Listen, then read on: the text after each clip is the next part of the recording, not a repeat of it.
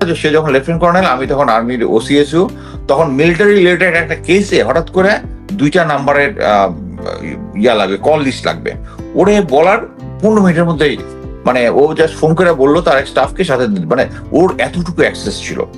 এবং আপনি শুনলে অবাক হবেন যে তার বাসা থেকে যখন তাকে ফাইনালি তার বাসায় সিজ করা হয়, এনটিএমসির যে একটা ইকুইপমেন্ট যেটা দিয়ে ট্র্যাক করা, এটা ওর বাসায় পাওয়া গেছে। আপনি চিন্তা করে দেখেন, একটা সরকারি একটা জিনিস তার বাসায় ছিল, তার মানে হচ্ছে সে ওখানে বসে থেকে সবাইকে মনিটর করতে পারতো। তার মেইনলি ছিল হচ্ছে এই যে এই সরকার যে সাকসেসফুলি আমাদের রাজনৈতিক দলগুলোকে যে সাপ্রেস করে রাখছে, এটার কারণ একটাই যে আমাদের সবারই কোনো না কোনো দুর্বলতা থাকে। অনেকের নারী গঠিত থাকে, ড্রাগ রিলেটেড থাকে, মানি রিলেটেড থাকে।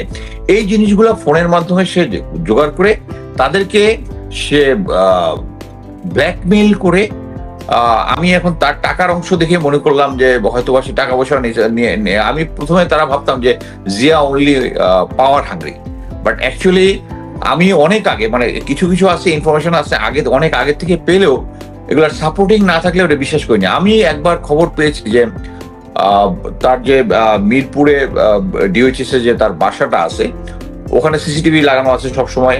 আমেরিকাতে যখন আসছিল তখন আমার সাথে কথা বলার সময় একটু পরে শুধু সে সিসি ক্যামেরা দেখতো বাসায় সবকিছু সেফ আছে কিনা। কারণ অ্যাকচুয়ালি কি, ও তো কখনো পিসফুল লাইফ লিড করে না। সে জানতো যে সে অসংখ্য গুম খুন করেছে, সবসময় তার ভিতরে একটা টেনশন কাজ করতো।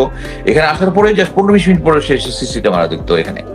সো এইরকম একটা সিচুয়েশনে ওর যে মনস্তত্ব যেটা হয়েছে সেটা হচ্ছে ওই গুম খুন জিনিসটা তার কাছে একটা পানি ভাত টাইপ হয়ে গেছে। আপনার মনে আছে যে 7 মার্ডার কেসটা, এটা নিয়ে যে যখন কথা হয়, এখন দেখেন মানে র্যাবের একটা নর্মাল জিনিস হচ্ছে তারা যখন মানে ডেড বডি ডাম্প করে, আপনি কি কোনোটা দেখছেন এই 7টা লাশ ছাড়া কি আর কোনোটা ডেড বডিকে উঠতে দেখছেন? দেখেন নাই। কারণটা কি, ওই তারেক সাইদ যে ছিল তার সাথে জিয়ার এবং তারেক সিদ্দিকী সিকিউরিটি, এই দুজনের একটা ঝামেলা ছিল। তার কারণে এই দুজনই এই তাকে ফাঁসায় দেওয়ার জন্য এই লাশগুলাকে সে সার্ফেস করে দিছিল। সো এখন তার যে মনস্তত্ব যেটা আছে তার ভিতরে, সো কনক ভাই যখন এই লাশগুলো ভেসে আসলো, এটা ছিল হচ্ছে জিয়া এবং তারেক সিদ্দিকীর একটা পরিকল্পনা, যাতে এটা ভেসে আসলেই তারেক সাইদ ধরা খেয়ে যাবে এবং তখন তাকে সিন থেকে আউট করে দেওয়া যাবে। সো ওর মনস্তত্ব যেটা আছে, এবং সে আমার সাথে যখন এই নিউ ইয়র্কে যখন এসেছিল 2019-এর দিকে, তখন এয়ারপোর্টে হোমল্যান্ড সিকিউরিটির সাথে তার একটা মিটিং হয়েছিল। আমি তাকে রিসিভ করতে গিয়েছিলাম। তখন সে আমার 4টা ক্রেট নিয়ে আসছিল বাংলাদেশ থেকে। আচ্ছা, সে যখন তখন আমাকে বললো যে আমেরিকানরা তাকে অফার দিয়েছে যে সে যেহেতু ইন্ডিয়ার সাথে কাজ করেছে এবং ইন্ডিয়ার 7 সিস্টার ওই এলাকায় যে ইনসার্জেন্সিটা আছে এটার সাথে সে বাংলাদেশি পার্টে সহযোগিতা করেছে, এবং ঢাকাতে যত ইন্ডিয়ান অপারেটিভ আছে এদের সবার সাথে তার যোগাযোগ আছে। ইভেন এনটিএমসি তে আমি একজনকে জানি, আমি আরো কিছু এভিডেন্স বলবো, এনটিএমসি তে কাজ করতেছে এরকম লোকজনও আছে যারা র এজেন্ট। সো এই জিনিসগুলো সে ভালোভাবে জানে। সো এখন জিয়াকে এই যে জিয়ার যে মনস্তত্ব, যেটা আপনি ওর হাসি দেখেই বুঝেছেন যে এমন একটা ইয়ার চেষ্টা করতেছে, এটা অ্যাকচুয়ালি একটা ইয়ার টেকনিক, এটা একটা ইন্টারোগেশন টেকনিক। মনে করেন আমি বেসিক ইন্টেলিজেন্স কোয়ালিফাইড, আমি এটা ট্রিক্স অফ দ্য ট্রেডটা জানি, কিন্তু ও কিন্তু কোয়ালিফাইড না, কিন্তু আমি ওর সাথে জয়েন্টলি একটা ইন্টারোগেশন করেছি। অ্যামেজিংলি ওর যে স্কিল লেভেল, এটা হচ্ছে হাইয়েস্ট লেভেলের। আমি যখন ইন্টারোগেশন হচ্ছে, আমি একটা কোশ্চেন করব, সে ওইটা করতেছে, আমি নেক্সট কি হবে আমি বলার আগে সে এটা করতেছে, মানে he learn that technique. So সে যদি ইন্টারোগেশন টেকনিক জানে, সে এটা কাউন্টারের টেকনিকও জানে। সো এখন এট প্রেজেন্ট তাকে যে ধরা হয়েছে, ধরার পরে যে এই মিটিমিটি হাসিটা হচ্ছে তুমি আমাকে ব্রেক করতে পারবে না, এটা হচ্ছে মেসেজ। বাট এখন যে সেট আপটা আছে, আমরা সবাই জানি যে এই আর্মির যতগুলো গোয়েন্দা সংস্থা আছে, আর্মি ইম্পর্টেন্ট যেগুলো, আমরা শুধু মাথাগুলা শিফট করেছি। বাট অন গ্রাউন্ডে যে জিনিসগুলো আছে, অন গ্রাউন্ডে তারা সবাই কিন্তু এই আওয়ামী লীগের রেখে যাওয়া জিনিস। সো তারা অ্যাকচুয়ালি তাকে ইন্টারগেট করবে না। বা আমি যেটা মনে করি, যদি আমরা সিনসিয়ারলি বাংলাদেশের জন্য একটা ভারত মুক্ত করাটা আমাদের একটা মিশন, এই মিশন যদি আমরা করি, তাহলে একটা বোর্ডের মাধ্যমে, একটা গ্রুপের মাধ্যমে তাকে সিস্টেমেটিকলি ইন্টারগ্রেশন করতে হবে, এবং এটা হবে দুইটা পার্ট। একটা হচ্ছে তার যে ক্রাইমের যেটার জন্য তাকে প্রসিকিউশনে নিতে হবে, এটার জন্য একটা ইন্টারগ্রেশন, প্লাস হচ্ছে এসপিওনাজ রিলেটেড, কারণ সে ভারতের যত এখানে অপারেশন আছে সবগুলা ও লিঙ্কগুলা জানে। ওর সাথে আমি নাম্বার, আপনি যদি খেয়াল করবেন যে বাংলাদেশে কোনো ক্রাইসিস সিচুয়েশন হইলে আমাদের ডিস্ট্রাক্ট করার জন্য দেখা হয়তো বর্ডার এলাকায় কোনো জায়গায় মাটির নিচে অনেক অস্ত্র পাওয়া যায়, আপনার মনে আছে এরকম অনেক ইনফরমেশন, এবং সবগুলো দেখবেন ওখানে কিন্তু সাথে সাথে জিয়া আছে, ওখানে জিয়ার মাধ্যমে এই জিনিসগুলো কোঅর্ডিনেট করতো। সো সে অ্যাকচুয়ালি দেশের বা ওদের যে সমস্ত অনুপ চেটিয়া থেকে শুরু করে যারা এখানে কাজ করতো প্রত্যেকেই এই র্যাবকে ইউজ করেছে। ইভেন আপনারা যদি ওই নেত্র নিউজের ওই যে আয়নাঘর রিলেটেড যে প্রথম যে ইলিয়াস আলীর যে গুম হওয়া নিয়ে যে ইয়াটা আছে, ওই স্টোরিটা যেটা আছে, এটা কিন্তু মানে আপনি দেখেছেন আরেকটা সংস্থা, সরকারি সংস্থা এটা ইনভেস্টিগেট করেছে। তার মানে হচ্ছে এই অপারেশনটা যে করা হবে সরকারের সব সংস্থা জানতো না, এই কারণে ইন্ডিপেন্ডেন্টলি আরেকটা অর্গানাইজেশন এটা ইনভেস্টিগেশন করেছে। করার পরে যখন দেখতেছে এটা সেম সাইট, এবং এতে আমি অ্যাজিউম করেছি প্লাস অন্যান্য ইনফরমেশনে যে ইলিয়াস আলী যেহেতু ভারতের বিরুদ্ধে একটা সোচ্চার কণ্ঠস্বর ছিল, সো ভারতের রিকোয়েস্টে অফকোর্স শেখ হাসিনার নলেজে জিয়া ইন্ডিপেন্ডেন্টলি অপারেশনটা করেছে। সো তার সাথে ভারতের কানেকশন আছে, এই হাসিনা রেজিম যত ধরনের অপকর্ম করেছে সবগুলারই আছে। এবং আমি যেহেতু মানে তার অনেক ফ্রেন্ডই মানে আমাদের অনেক কোর্সমেট তার ক্লোজে গিয়েছে, এবং তার ক্লোজে গেলে যেটা হয় ফোনে যখন কথা বলে ইনফরমেশন গুলো তারা পায়। আমি অ্যাটলিস্ট 3 জনের কাছে কনফার্ম করেছি, সে যখন বলেছে মানে সবসময় তো তার ভালো দিন যায় না, অনেক সময় রেজিমের সাথে সে একটু রোশান হলেও করেছে, এরকম সিচুয়েশন আসছে, তখন বলছে মানে সে তো বলছিল আমার হেডেক হলে হবে না, আমি তো সবকিছু প্রমাণ রাখছি। সে মানে ফোনে বলছে আর কি, কয়েকটা জায়গায় বলছে যে সে সবকিছুর প্রমাণ রাখছে, এবং এই যে প্রমাণ রেখেছে যেটা, এইটাই হচ্ছে সবচেয়ে একটা ইম্পর্টেন্ট, যেটা আমাদের ইন্টারগ্রেশন করার সময় আমাদের মনে রাখতে হবে।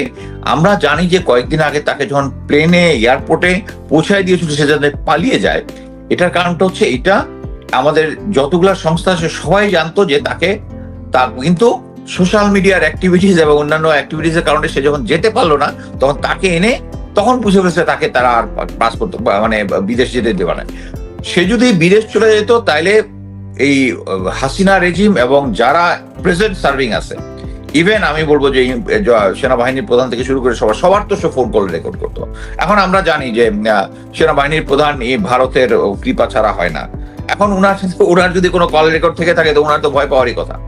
সো আমার ধারণা মানে সে সরকারকে এবং ইয়াকেও একটা যেটা মানে সে এই ব্যাপারে খুব স্মার্ট, সে এই সমস্ত এভিডেন্স নাম্বার অফ প্লেসে নাম্বার অফ লোকজনের কাছে দিয়ে রাখছে যে তাকে যদি মেরে ফেলা হয় বা কোনো কিছু হলে আপনি দেখবেন রেগুলার সারফেস করবে, আমি অ্যাজিউম করি। সো এখন সরকার চাচ্ছে না যে তাকে যদি প্রসিকিউট করে বা কোনো কিছু করে তাহলে কিন্তু এই জিনিসগুলা মানে মনে করো যে তাকে ইন্টারগেট করবে। এখন যারা আছে তারা তো তার সব কলিগ, এখন এই মুহূর্তে হেডগুলো ছাড়া, সো এরাও তাকে কি ইন্টারগ্রেট, তারা তো কেউ কোনো কিছু ইন্টারগ্রেট করবে না। সো এই জিয়াউল হাসান ইন্টারগ্রেশন কেসটা আমাদের সরকারকে সিরিয়াস নিতে হবে, এটার জন্য একটা আলাদা সেপারেট টিম করতে হবে, এবং তাকে দুইটা ফেজে, একটা হচ্ছে এসপিওনাজ পয়েন্ট অফ ভিউতে, একটা ক্রাইম পয়েন্ট অফ ভিউতে করতে হবে। এবং এটা যদি না করা যায়, তার আমরা অলরেডি আপনি দেখেছেন তার বাসায় বিপুল পরিমাণ ফরেন কারেন্সি পাওয়া গেছে। কিন্তু টোটাল অ্যামাউন্টটা কত বা আমি কনফিউজড আসলে এই অ্যামাউন্টটা। অ্যাকচুয়ালি ইজ টোটাল অ্যামাউন্টটা যদি আপনি ডলারে নেন, বাংলা টাকা আর ইয়াতে বাংলা টাকা পাওয়া গেছে বোধহয় 9 কোটি, আর বাকিটাও সবাই ফরেন কারেন্সি, ডলার, ইউরো এবং ওই দুবাইয়ের যে কারেন্সিটা দিরহাম বোধহয়, হ্যাঁ, টোটাল হচ্ছে $77 মিলিয়ন মতো। আপনি চিন্তা করছেন?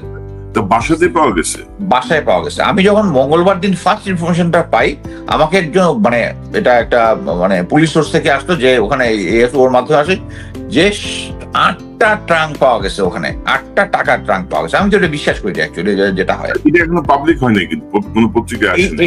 এইটাই আমার কথা হচ্ছে এটা পুলিশ এবং গোয়েন্দা সংস্থার উপস্থিতিতে সিজার লিস্ট করা হয়েছে আর কি।